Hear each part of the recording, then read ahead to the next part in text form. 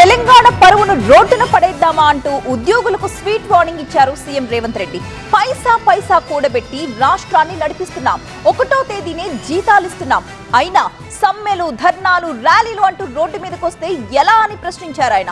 రాష్ట్ర ఆర్థిక పరిస్థితిని వివరించిన సీఎం ఇక మీ ఇష్టమంటూ నిర్ణయాన్ని ఉద్యోగులకే వదిలిపెట్టేశారు. ఖజానాలో పైసా లేదు, అనా పైసా అప్పు పుట్టే పరిస్థితి లేదు.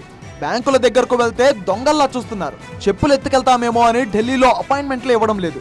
తెలంగాణ రాష్ట్ర ఆర్థిక పరిస్థితి అస్సలు బాగోలేదు. ఒక్క మాటలో చెప్పాలంటే రాష్ట్రం దివాలా స్థితిలో ఉంది. ఇలాంటి టైంలో కొత్త కోరికలు కోరారో మనల్ని ఎవరూ కాపాడలేరంటూ తెలంగాణ ఆర్థిక పరిస్థితిని ఉద్యోగుల ముందు పెట్టారు సీఎం రేవంత్ రెడ్డి. రాష్ట్రం ఆర్థికంగా బాగలేదు, అప్పు పుడతలేదు, అనా పైసా ఎవడు ఇస్తలేడు. ఎవరినైనా కలవడానికి పోతే బ్యాంకర్లు దొంగలను చూసినట్టు చూస్తున్నారు తెలంగాణ రాష్ట్ర ప్రతినిధులను. ఎవడు ఢిల్లీకి పోతే అపాయింట్మెంట్ కూడా ఇస్తలేడు, వీడు వస్తే చెప్పులు కూడా ఎత్తుకుపోతాడేమో అన్నట్టుగా ఆ పరిస్థితి ఉంది దేశం ముందల. ఇవాళ చిన్న చిన్న గ్రామాలకు రోడ్లు వేయాలంటే అనా పైసా లేదు. పాత రోడ్ల మీద డాంబర్ వేద్దామంటే కూడా రూపాయి లేదు. రాష్ట్రం మొత్తం ఆర్థికంగా దెబ్బతిని ఉన్నాము.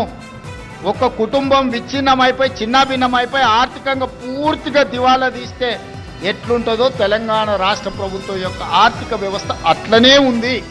ప్రతి ఒక్కరూ ఎలాగైతే లెక్కలు వేసుకుని కుటుంబాన్ని నడుపుకుంటారో అలాగే తాను కూడా పైసా పైసా లెక్క పెట్టుకుని మరి రాష్ట్రాన్ని నడుపుతున్నా అన్నారు రేవంత్ రెడ్డి.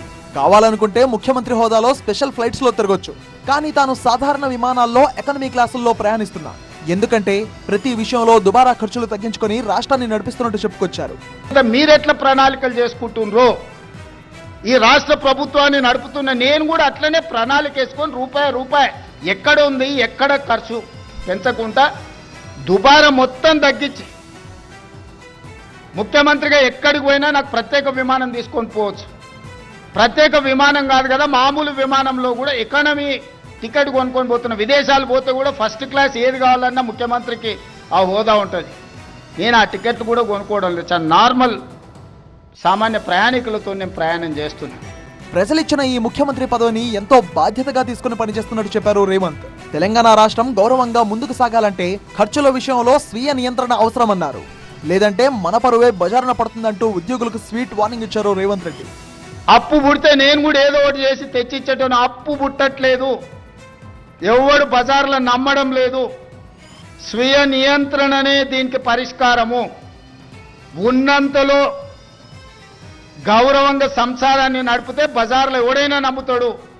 వీధికెక్కి రచ్చ చేసుకుంటే, కుటుంబం పరువు బజార్లో పడేసుకుంటే ఎట్లుంటుందో ఉద్యోగ సంఘ నాయకులారా, రాష్ట్ర ప్రభుత్వం అనేది మన కుటుంబము. ఈ పరువును బజార్లో మీరు పడేస్తాము అని అంటే కుటుంబ పెద్దగా వద్దు అని నేను విజ్ఞప్తి చేస్తున్నా.